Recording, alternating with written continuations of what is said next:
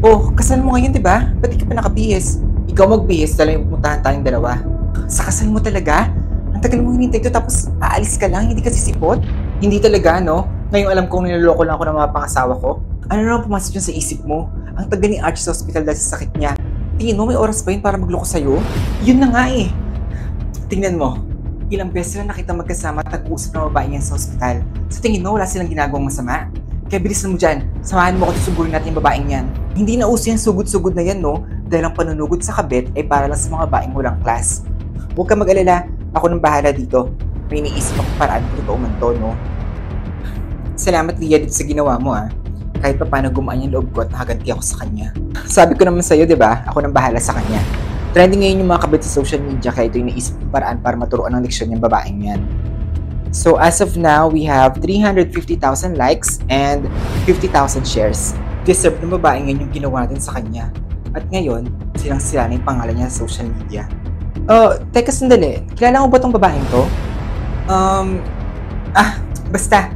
Ang importante, nakaganti tayo sa kanya, no? Talagang tumawag ka pa. Narinig mo ba yung sinasabi mo, Archie? Kahit anong gawin mo at kahit magmakaawa ka sa akin, hindi ko buburahin yung post na yun. At yun na yung tanging paraan para makaganti ako sa inyo ng babae mo. Babae ko? Anong sinasabi mong babae ko? Hindi ko siya babae. Siya yung... Pwede ba? Tumigil ka na. Ella, ano? Meron akong update dun sa babae. Talaga ba? Ano? Silang-sila ba yung pangalan niya? May malaki tayong problema. Meron tayong nagawa na hindi dapat natin ginawa.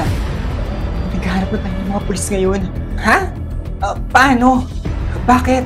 Ano yung problema sinasabi mo? Ano yung sinasabi mong ginawa nating mali?